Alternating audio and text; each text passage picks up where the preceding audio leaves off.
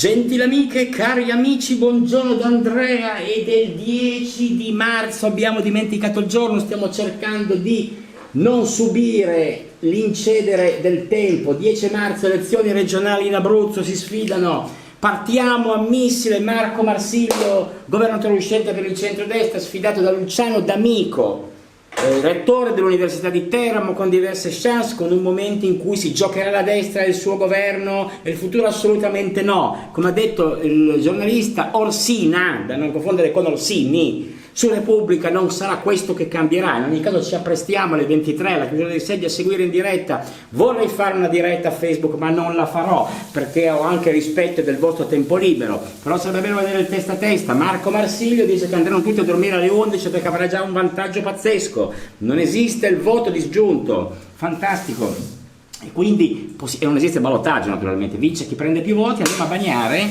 e a preparare la rasatura della domenica.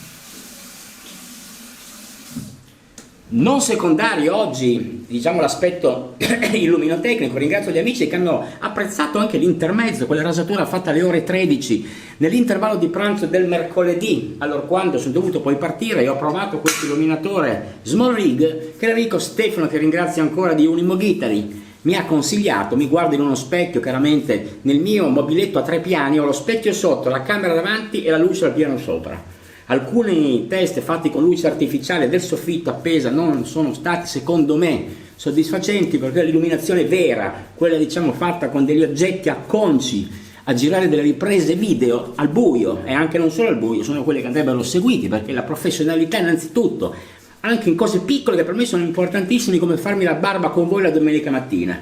Bene, il nostro Y01 non ve l'ho presentato, ma ve lo faccio vedere in così primo piano. Prepara come sempre un pelo di una rasatura fatta con rasoi di plastica, soliti gilet blu.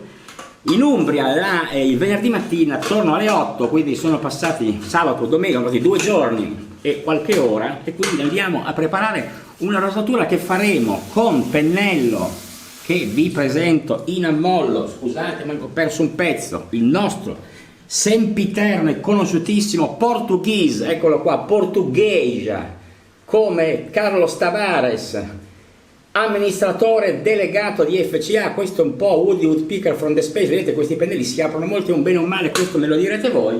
Mentre il covercio della crema, eccolo qua, è il V for Vendetta, il V for Vendetta perché si cerca una vendetta in questo agone politico. Quindi oggi la domenica sarà ricca di emozioni nella parte della serata al resto della notte che si prepara lunedì, mentre in acqua di leggera vegetazione in fondo di quello che sta finendo. Il fondo sta finendo sapone da barba, triple vitamins and calamina, molto bene, e un color cipria, come vedete. Andiamo a montare.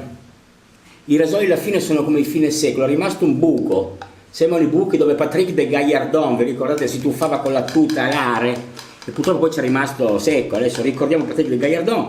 Questo prodotto che viene fatto da Chen Fungxing, credo, questo concept, se non mi sbaglio, scusate se dico fregnacce, no, Strada del Cascinotto a Torino, fantastico.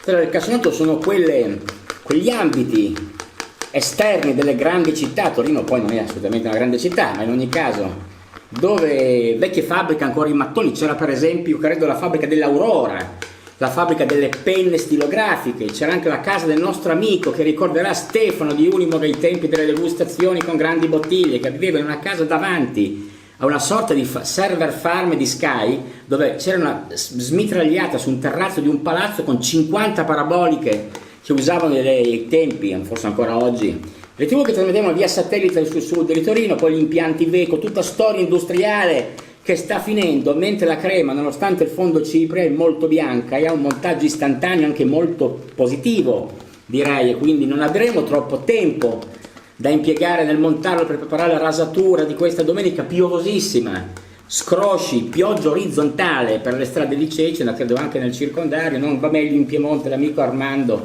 che saluto, e saluto l'amico Fulvio, saluto Fabrizio, saluti Davide con e senza barba, Mirko Falà, Oddus Odditi, Matteo Preda, che ogni tanto mi dimentico di te, il grande Ambasciatore, il grande animatore del canale Amici della Pogonatomia, come saluto gli amici del Rasoio Vintage, la rasatura di Roma, saluto Marco, saluto Leonardo Ferrati anche, che su Twitter mi pare sei tu, no? Con cui scambiamo degli interessanti scambi di opinioni, scambi interessanti di opinioni. Andiamo a bagnare, prima di rivelarvi quale sarà il pezzo, comincio a spargere, bagnando ancora, dopo che l'effetto dell'Epsilon ha naturalmente predisposto la nostra rasatura di oggi.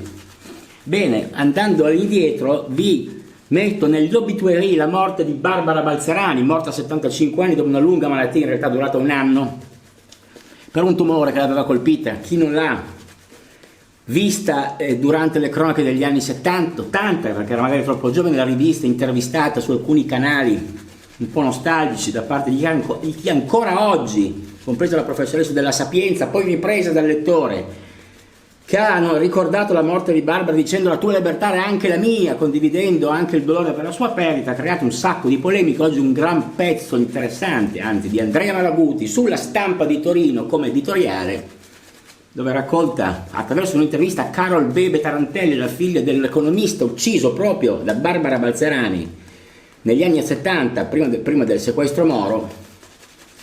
Quindi storie complicate. Donna mai pentita, mai dissociata, una delle poche, ha scritto 8 libri, adesso io ne ho 7, mi manca La Compagna Luna, che è il primo, che era il suo nome di battaglia, non perché chiaramente, non fraintendete, sia d'accordo con quello che è stata la vita sanguinosa e sanguinaria di una donna anch'essa manipolata per uccidere le vite e le prospettive degli uomini, come appunto il professor Tarantelli, che è stato ucciso per non poter esprimere la sua idea, ma perché è bello anche capire nella mente di persone che hanno fatto quello che hanno fatto il perché l'hanno fatto. Sono libri piuttosto profondi. Io ne ho letto uno, La Sirena delle 5, uscito come secondo libro nel 92 credo, che racconta la sua vita a Colleferro in provincia di Roma, dove è nata, prima di trasferirsi a Roma e laurearsi in filosofia nel 76 e poi entrare in clandestinità.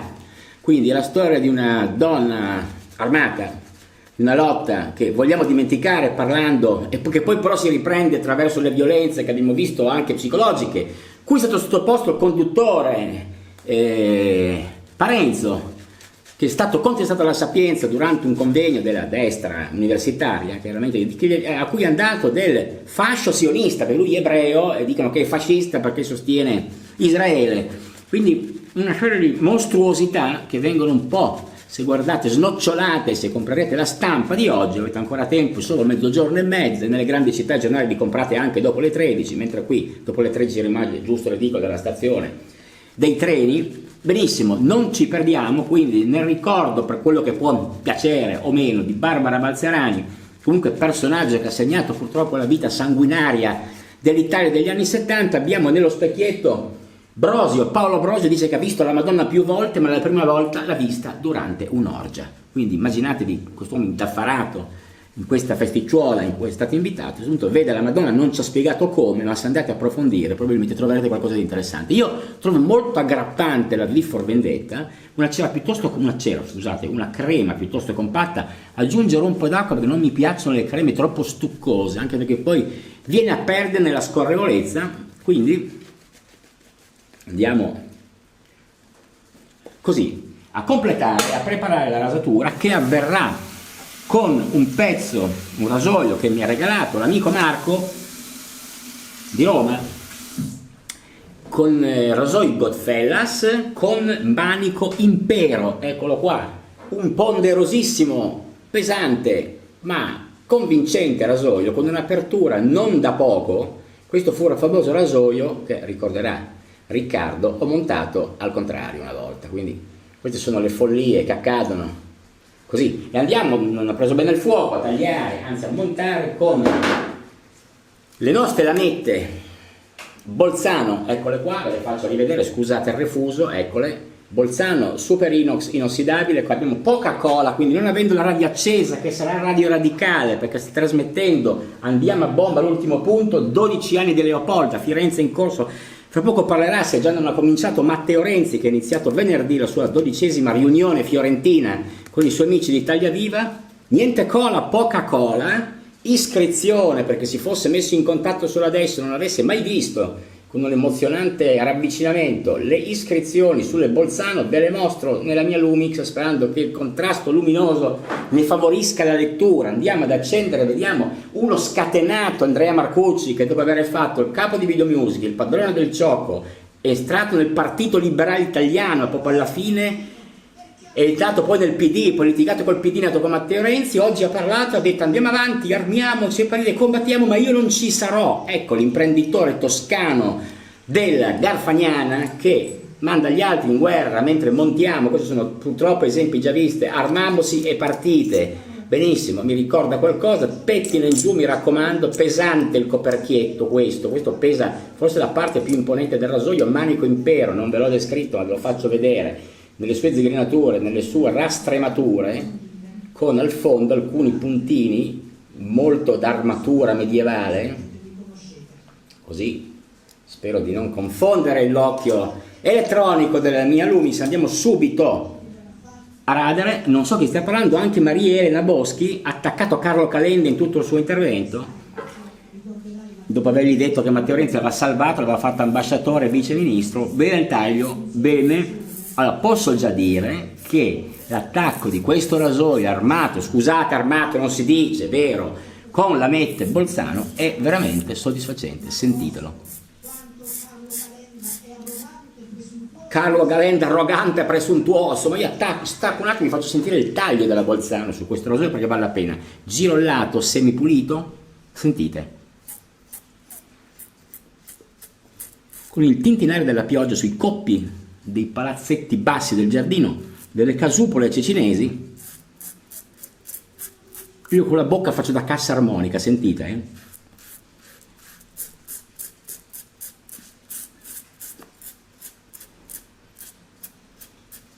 C'era bisogno di una lama come la Bolzano che dopo 2 giorni di rasatura con rasoio di plastica, naturalmente come non esservi rasati, quindi fa capolinea, occhieggia di fianco al display della macchina, eccolo qua, il responsabile di queste vergogne, eccolo qua, lo mettiamo con buona pace di chi li usa quotidianamente e rimettiamo via di fianco ai flaconi del familiare mobiletto dove campeggiano prodotti di ogni genere. Vedo anche delle acque micellari, quindi non sono solo io a occupare, ho anche, non so, ve lo presento per gioco, Al Faris. Arriva da amici che vivono negli Emirati Arabi, ad Abu Dhabi, questi cavalli impazziti che sembra del nocino. Cosa sono questi strani profumi con questi cavalli che corrono nel deserto saudita? Ce ne sono 2 flaconi interi, non lo finiremo mai, ma non lo uso io naturalmente, e lo usa mio figlio Micro, che non so perché ma ama queste tonalità levantine, dolcissime, a me non piacciono, no. Ma proprio niente. Bene, primo passaggio, come sentite, del tutto insufficiente, ma di apertura, quindi andiamo a scuotere, a pulire il rasoio, riaccendiamo perché è interessante sentire gli strali che alcuni degli intervenuti, forse proprio imbeccati da Matteo Renzi, intanto bagniamo.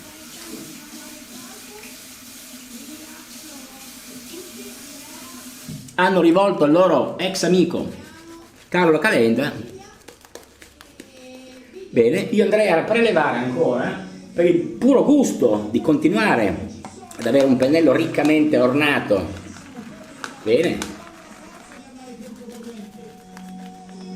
E lui, forse sta tremendo Matteo, poco prima di andare a mangiarsi una bella panzanella, una bella zuppa col cavolo nero, non so, la trattoria Il Pennello di Firenze, ve lo consiglio perché ci sono stato, sotto la casa di Dante Alighieri nel centro storico, prezzi modici, professionalità, fiaschi di vino impagliati e buoni piatti.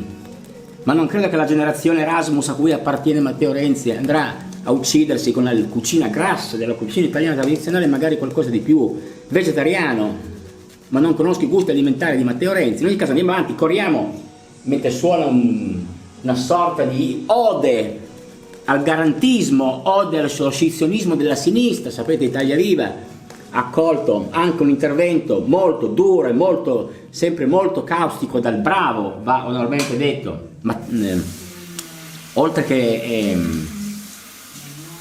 oh mamma mia, vabbè, avete capito di chi parlo, mi verrà in mente l'ex radicale, non me lo ricordo mai, santi Dio. Secondo passaggio, è pronto?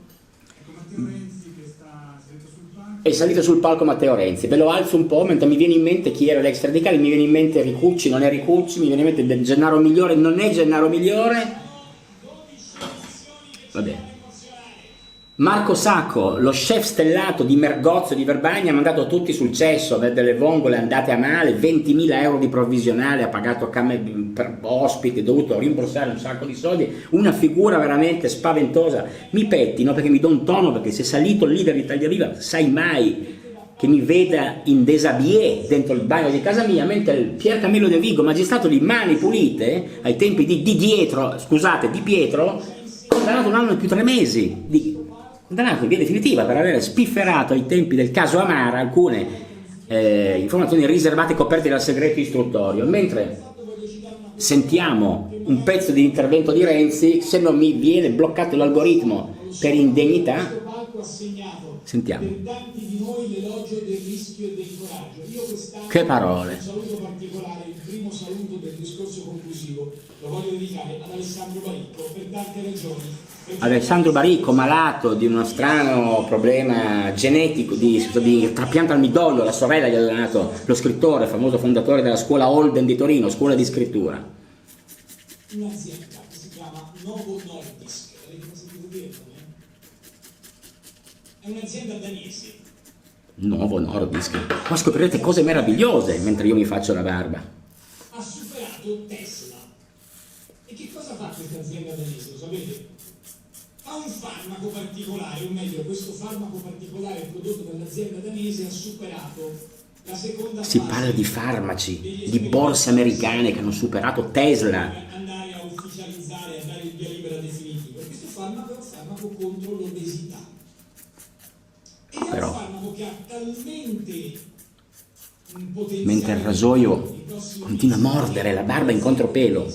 Oggi è più forte di Tesla.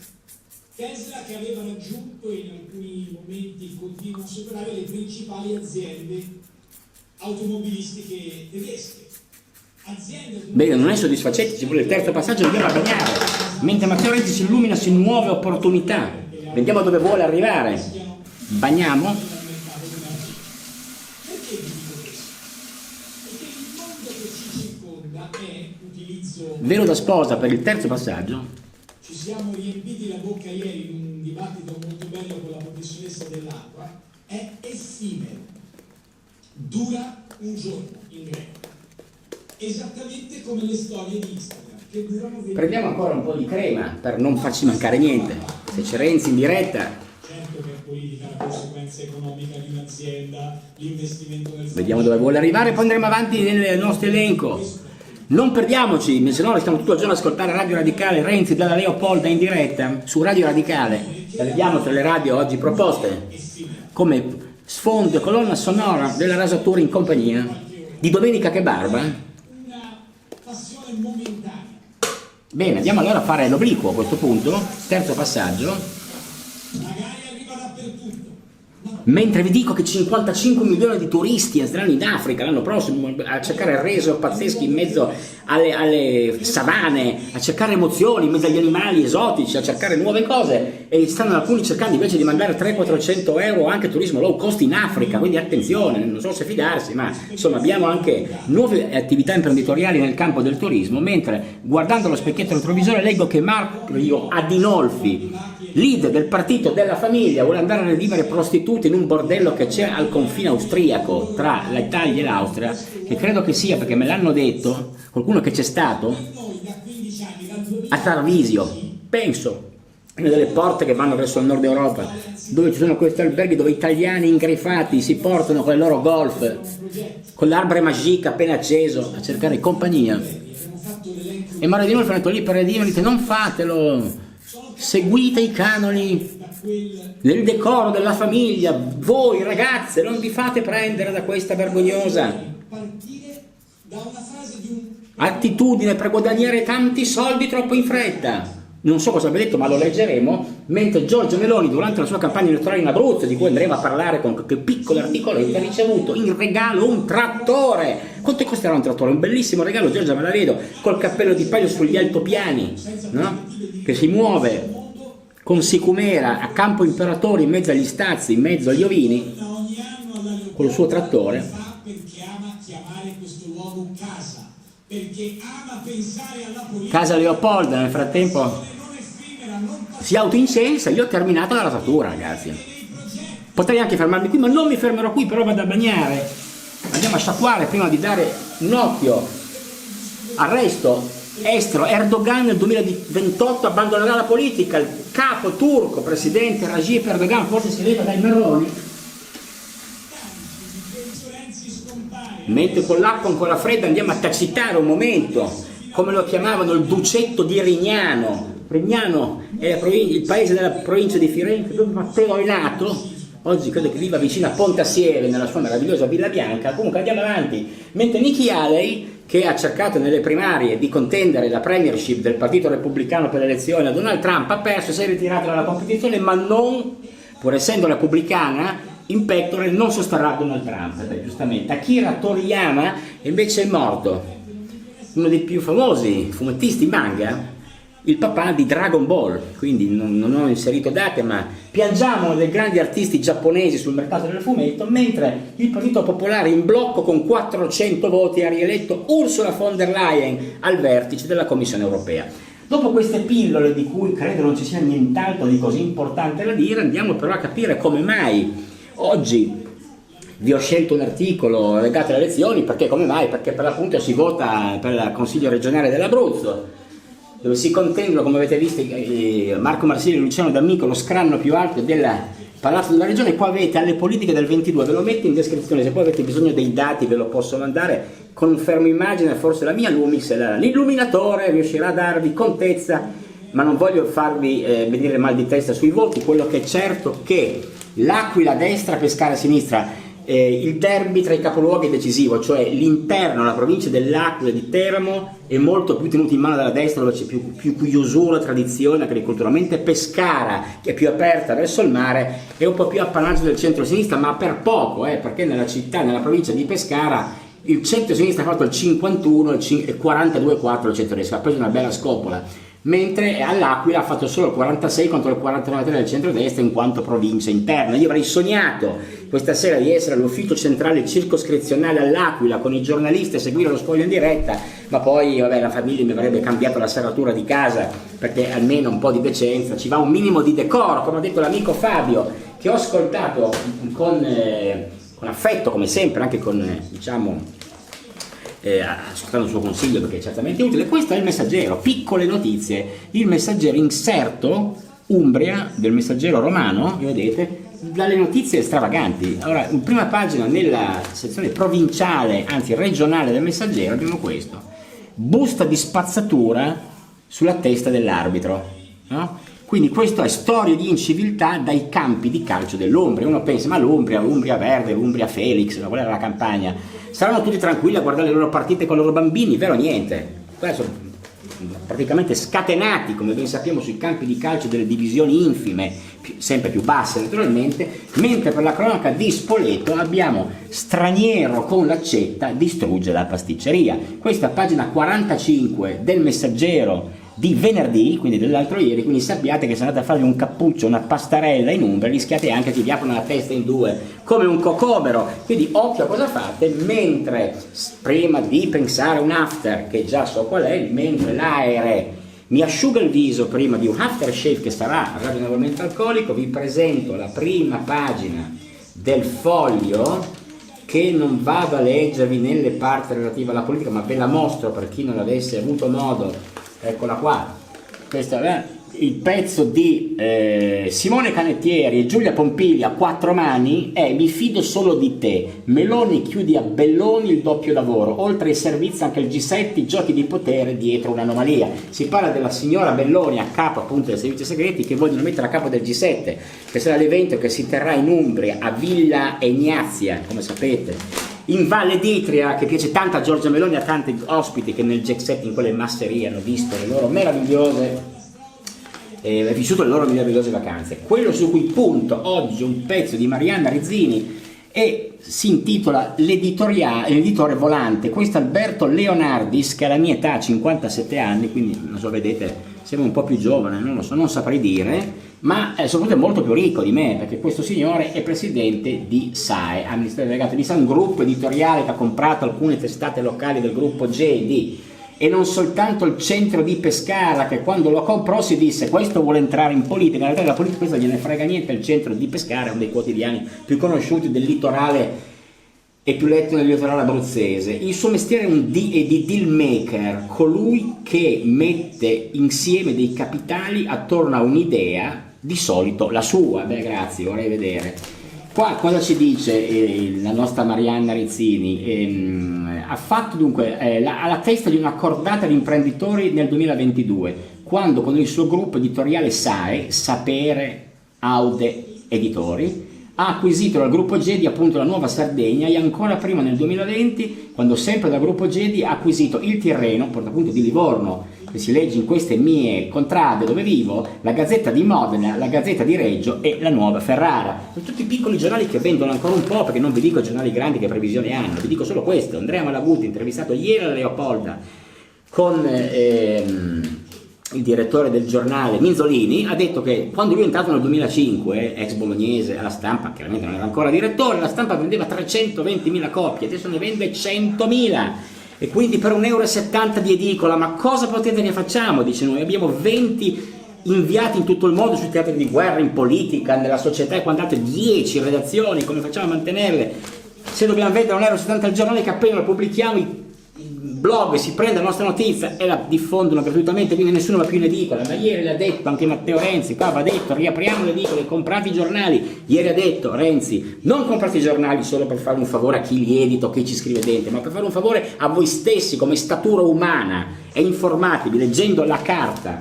Quindi procedo e dice: 2 sono i pilastri della visione di SAE, per l'appunto il gruppo editoriale di Leonardis: no alle fake news e sì al modello WhatsApp tipico della stampa locale. Il giornale locale è l'idea, è il luogo ideale, seppure immateriale, dove le persone si incontrano, ed è strumento connesso profondamente con il territorio. 57enne, per l'appunto cresciuto tra mondo dei professionisti, dimensione agricolo-pastorale, da figlio di medico, anestesista e nipote di coltivatore di zafferano. Ricordate Cecchi Gori, lo zafferano, la cassaforte di qualche puntata fa, di Domenica Che Barba, ne abbiamo parlato, ma non c'entra nulla naturalmente. È solo lo zafferano che ci tiene uniti, ottimo additivo peraltro per i buoni risotti milanesi, non solo. Leonardi si è laureato in pedagogia con specializzazione in filosofia e in master in comunicazione d'impresa. Oggi con SAE e SAE Sardegna, anche con sede legale a Sassari, punta ai 100 miliardi di fatturato nei prossimi 2 anni. Quindi mentre noi facciamo la flanella e ci lamentiamo, giriamo però pagina, perché subito dietro a pagina 7 abbiamo Stefano Cingolani, che non manca mai di farci dei reportage. Qua vedete una faticata hostess di ITA all'Italia nella sua divisa con la mascherina, probabilmente al tempo del Covid, una signora non giovanissima ma che rappresenta quello che è il parterre del personale che lavora in ITA. Le impossibili nozze dei cieli, l'accordo fra ITA e Lufthansa si complica. Perché potrebbe saltare? Perché non piace a Margarete Vestager, che è la commissaria alla concorrenza, scusate, almeno fino alle elezioni europee. L'11 novembre del 2020, un po' di storia, un decreto firmato da Giuseppe Conte, Presidente del Consiglio, mette fine alla lunga, non sempre gloriosa storia dell'Italia.